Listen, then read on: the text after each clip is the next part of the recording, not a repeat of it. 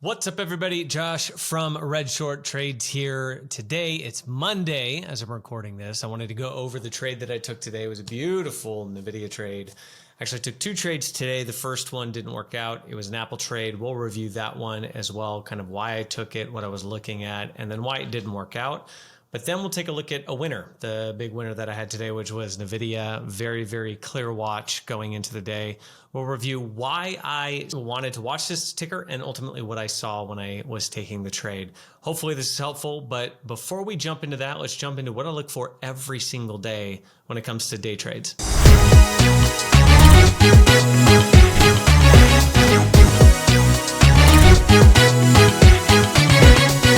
So anytime I'm looking to day trade, there are three primary things I'm looking to identify.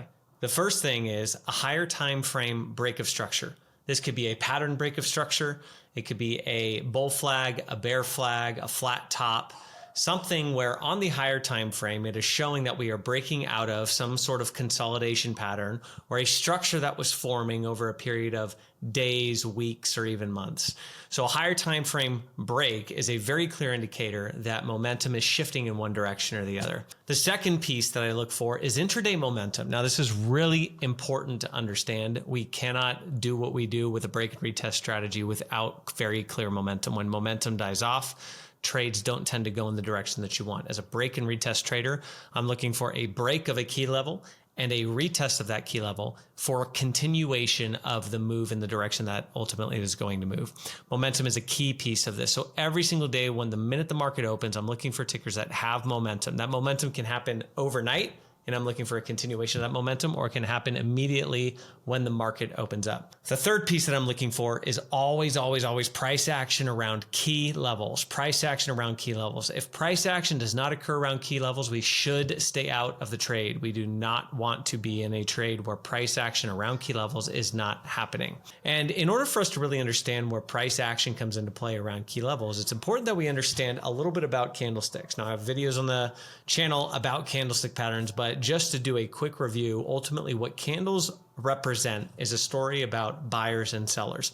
What is happening between buyers and sellers in that given time frame for that candle? If you take a look at the anatomy of a candle, you have a candle open on the bearish candle. The red candles go red when they start higher than they close.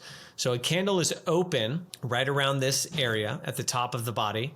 The wick on the top is the highest point that price got to, and the wick on the bottom is the lowest price that the price point that price got to.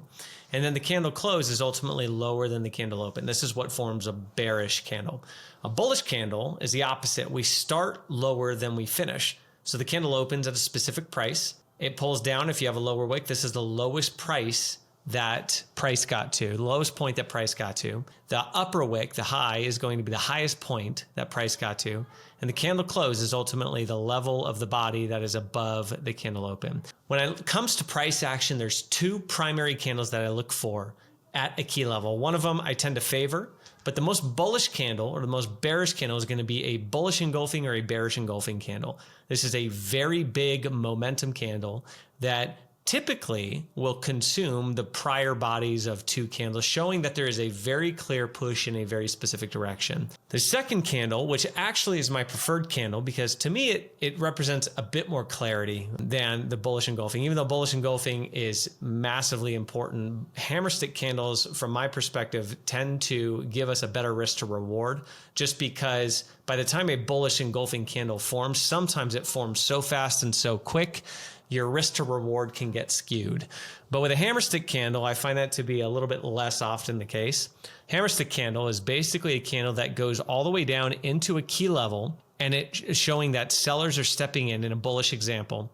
Sellers are bringing the price all the way down to the key level, but buyers are quickly stepping in, and we're showing that buyers are taking control, formed by this massive wick that you have on the candle. Having this at a key level, like in this particular trade that happened the other day on the Qs, this is exactly what we're looking for, showing that momentum is continuing to the upside. And in fact, it definitely did. So those are ultimately what we're looking for. And with that, let's go ahead and jump into the trades that we took today. All right, here we are on Apple. The first trade that we took today was on Apple. It was not as strong of a trade as I would have liked, but effectively what we have here is we have this prior consolidation pattern here at 246, and I was looking for a break push above to kind of invalidate that level or push up to this level. And we were above the prior day high. So if you look at this level here, this 244.18s, this was the prior day high on Friday. Overnight, we had gapped up and we broke above it, which typically can signal that momentum is moving to the upside. So that was what we were seeing on the higher time frame chart that made us want to potentially look at this ticker. You can see this nice gap up. We saw some really nice momentum candles here. And then just before pre-market, we tried to push back below this 244.18s level, the prior day high.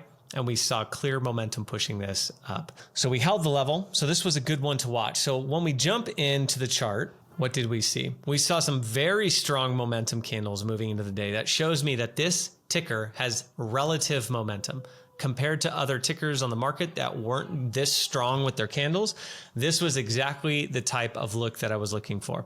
I had my pre-market level marked out, which typically is a key level. I'll mark out pre-market high, pre-market low, prior day high, prior day low as potential entry points, as well as the opening range 1 minute and 5 minute candles. And effectively what I'm looking for is I'm looking for price action around those key levels. So we saw this beautiful break up. We saw some rejections against this 246 level. We came back down and we effectively saw this candle getting put in here when it came to this pre-market level. And this looks like a potential good entry. And this is a good actually lesson about waiting for candlesticks to close, because my plan, my thesis here was a break below this basically consolidation area here, this red down close candle. If it broke below this, I was going to get out of the trade. And as this candle was forming, I was looking for continuation above the 246. And I got in roughly around here as this candle started forming. There were about 15 seconds left on the candle. I jumped in the candle and it started to shoot up in the direction I wanted. And my target profit effectively was a little bit up here. It was on this 1 to 2 risk to reward, which is just below the 247 mark. So that's what I was going for. I was looking at this prior day momentum, this rejection of the prior day high, and we saw this momentum candle push. We saw a break above the pre-market level. So I was looking for a retest of the pre-market level very clearly within my trading plan. And the only thing that I didn't do properly, which caused me to get stopped out of this trade, was I did not wait for a candle closure, because as you can see, we just got done going over my favorite candles to trade. I love it when a candle wicks into the area and pushes up. If we didn't have this upper wick and price stopped right here at this 245 level here, and that was where this candle closed, this would have been a great trade, great hammer stick candle. And I think that the entry would have been even stronger. But I hopped in around this as it was forming, because it started forming very aggressively. I did not wait for the candle closure. And then the price went up and then wicked all the way down, this creating an indecision candle.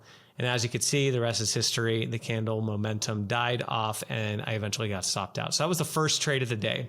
Very clear thesis, one that broke above prior day high. We were pushing up against this major level, this 246, which is another thing. This was a major level and we did not get a close above 246. So we could have waited for stronger closure above the 246, but this is the lessons that we learn. And the thesis was the break and retest of the pre-market high. We saw a nice wick rejection of the pre-market high moving in the right direction, but then we saw this big upper wick that we did not wait for the candle to close. We would not have entered if we waited for the candle to close, and we would have waited for a stronger entry and we would not have had this loss. So that was the first loss on the day. The second trade that we're going to jump into though is going to be on Nvidia. Now, if you look at Nvidia over the course of the past couple weeks, we've been forming this downtrend. We had this strong support at this 133 level, and we were pulling down and we were moving up and pulling down and moving up. And we saw this beautiful downtrend that pretty much held over the course of the week, the past couple of weeks. Every time it bounced into it, it pushed down, bounced in, pushed down, bounced in, pushed down. And then we finally had this break just before Christmas. We saw this break of that level. So the higher time frame was breaking, and there were not very clear entries after this breakout. There were some potential opportunities that just didn't pan out over the course of these few days. But what we ended up seeing overnight, on Friday, we saw a really nice day, and there was some momentum that was building in intraday, and we'll take a look at the trade opportunities that occurred then. But it went above this 142 level, this 141.90s level, which was a prior day high. So we broke above that, which is a nice higher time frame break. And then overnight, we saw yet again another gap up above two major levels that we had marked out on our charts. This 144.42s level, and then this consolidation, this 148 level. And we ultimately are gunning for these all-time highs, this 152.90s level. And so that was the higher time frame thesis that we had going into the day. We wanted to see strong intraday momentum for us to take the trade. So if we jump into the charts, as you can see, this is actually Friday's day. We had some really strong momentum candles up, and we ended up waiting for a trade. We wanted to see this break and retest of this 5-minute candle here, this 5-minute high. We never got the retest. It just kept going. So this was an example of a trade day where we did not have a very clean and clear entry. And so we didn't end up taking the trade, even though the momentum was super strong to the upside. Now, what did we see coming into this day? Well, we saw this gap up, continued push higher, broke through these major levels that effectively we were getting after. We marked out the prior day, the pre-market high here, which is our yellow candle there, marked out the prior day high. What did we see? We saw some really nice consolidation here. And we saw this candle here, which again is just like the other Apple trade. This is a indecision candle, right? Because when we waited for the candle to close, we had a really nice wick rejection into here, but it did not quite pan out the way we wanted. So we were waiting for another entry. We kept moving up. So we're seeing very clear market structure moving up, higher highs, higher lows, higher highs, higher lows, momentum continuing to build, big momentum candles, higher highs, higher lows. And we ended up getting on the reclaim of this 5-minute candle. 1, 2, 3, 4, 5. This 5-minute candle, which is the 5-minute high, the break and retest of the opening range of the first 5 minutes, is one of the levels that we look to trade. Now, when we talk about a reclaim level, I'll do a whole video on reclaims, but a reclaim of a level does not necessarily mean reclaim and then retest. A reclaim simply means a strong price closure above the key level. So here we've already invalidated the 5-minute opening candle. We pushed up it. We kind of were consolidating around this 5-minute high. And then when we pushed down here, we still held a higher low, but then we started to reclaim this level. That was when we ultimately got in this trade. And then we just started profit managing this as it moved through the day. We took our first scales here at the high of day, the 150.34s level. We just started scaling at whole psychological numbers. So 151, we took some scales. We scaled again at 152, and then we ended up getting stopped out of the trade. We ended up getting stopped out of the trade over here because we broke below my 151 level on the 5-minute chart. So as the day moved on, we ended up monitoring this on the 5-minute chart because momentum started to slow, and so we were just in a bunch of consolidation. I ended up getting out when we broke market structure on the 5-minute with this strong candle close below the 151 level. As you can see, we continued to push up a little bit, but then we ended up slicing back down and pushing back down to the downside. So that effectively was the trade, the thesis, higher time frame breaks, big momentum moving into the day.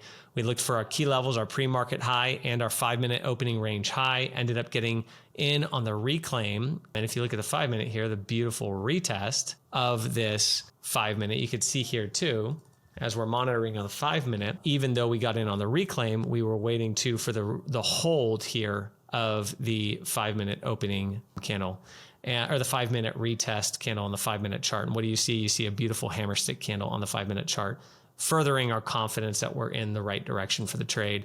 Saw a really nice push up, ended up being a beautiful trade, putting us green on the day.